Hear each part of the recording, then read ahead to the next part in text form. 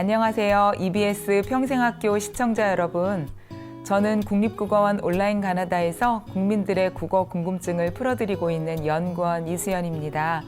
오늘 이 강은 의미에 맞는 단어 쓰기 첫째 시간입니다. 오늘 공부할 단어는 첫째, 로서, 로서입니다.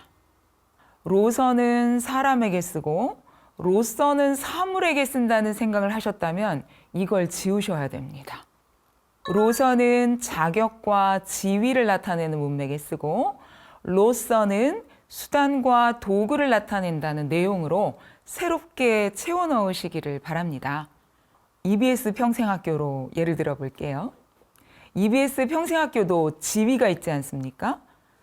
EBS 평생학교는 나를 더욱 나답게, 삶을 더욱 즐겁게 만드는 교육이 펼쳐지는 장으로서 깊이 있는 인생을 살아갈 수 있도록 우리를 도와주는 곳입니다. 바로 EBS 평생학교의 지위를 기술하는 문맥이기 때문에 써가 아니라 서를 넣어서 의로서로 표현해야 알맞겠죠. 예를 하나 더 보겠습니다. 기역, 니은에 각각 의로서와 의로서 중에서 무엇이 들어가면 될까요? 공교육은 국가가 제도적으로 시행하는 제도권 내 교육의로서, 바로 공교육의 지위를 서술하는 문맥이기 때문에 의로서가 들어가야겠죠.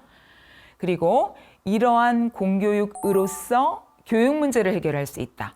바로 교육 문제를 해결할 수 있는 수단이 공교육이기 때문에 의로서가 들어가야 합니다. 즉 정리를 하면 쉼표가 있는 데까지는 공교육의 지위를 기술하였고 그 뒤에서는 공교육이 교육 문제를 해결할 수 있는 수단임을 나타내었습니다. 이제 로서와 로서를 정확하게 쓰실 수 있겠지요? 참고로 덧붙이면 로서와 로서는 사실 로로만 써도 됩니다. 그 뜻을 충분히 나타낼 수 있거든요. 하지만 서와 써를 써서 로서, 로서로 쓸 때 뜻이 더욱 분명해집니다. 밑도는 참 많이 쓰시죠? 밑은 어떤 뜻을 나타낼까요? 밑은 그리고 또라는 뜻을 나타내고요. 또는 그렇지 않으면을 뜻합니다.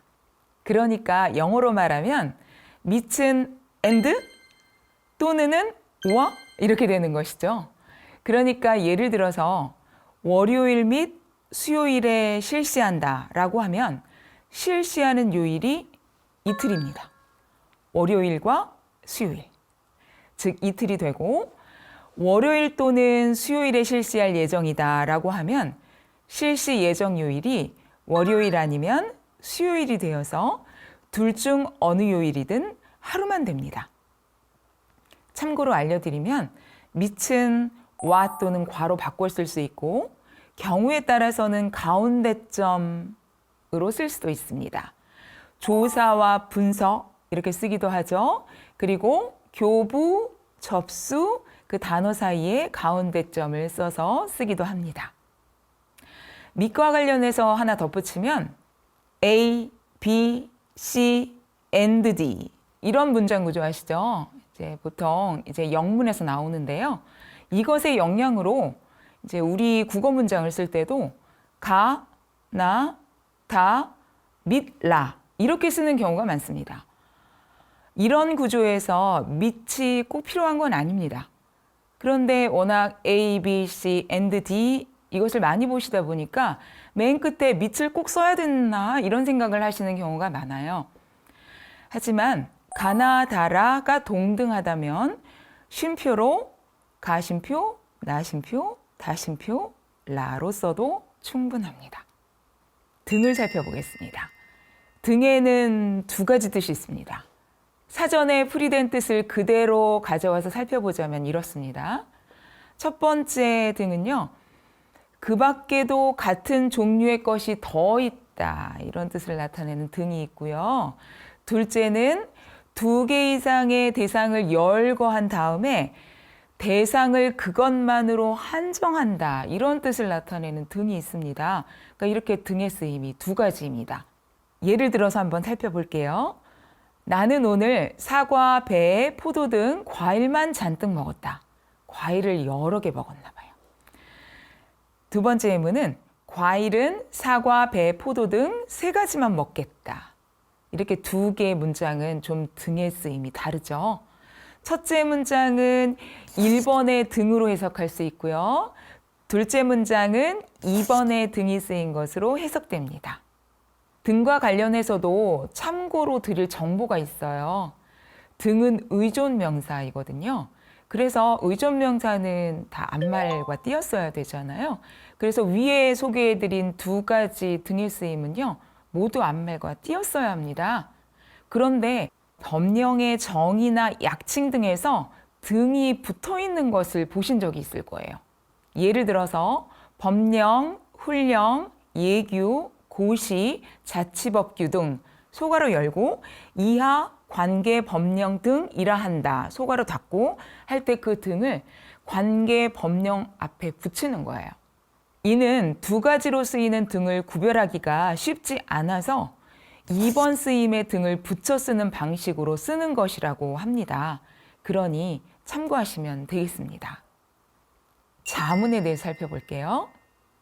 자문은 전문가가 하는 행동일까요?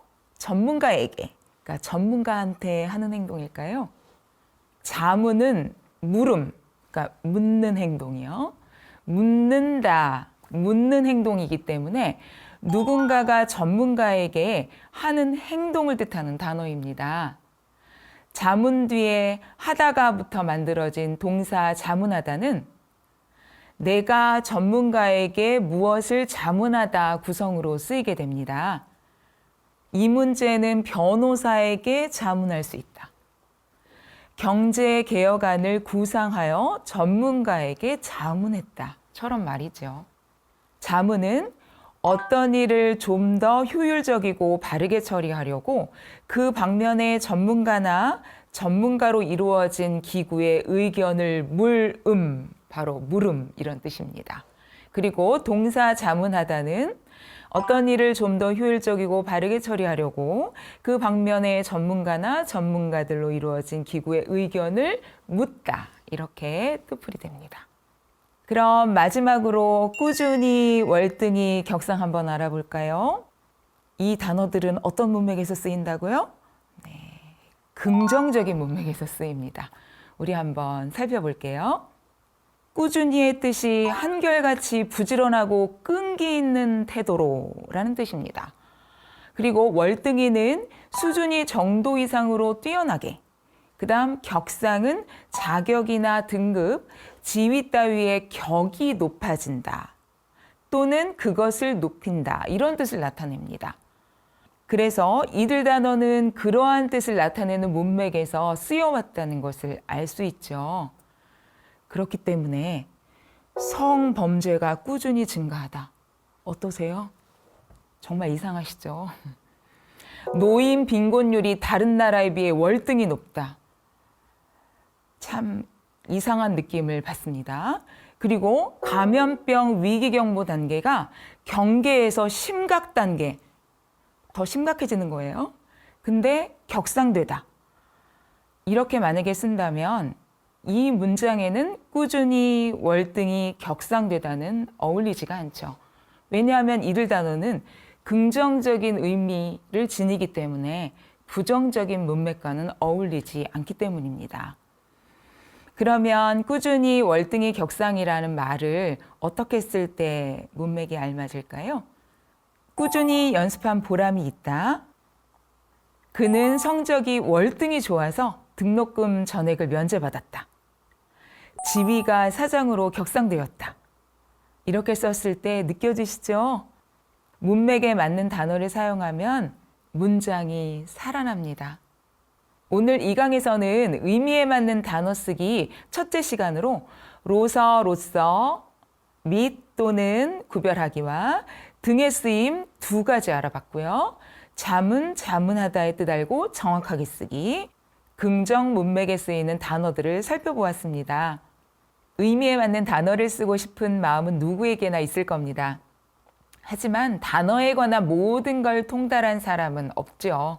그래서 국어사전을 자주 찾아보시기를 권합니다. 다음 3강에서는 구조에 맞는 문장 쓰기를 공부하겠습니다. 다음 강에서 만날 때까지 단어 쓰기, 문장 구성하기에 조금 더 주의를 기울이고 계실 여러분을 기대하며 오늘 인사드리겠습니다. 오늘도 진지하게 잘 들어주셔서 고맙습니다.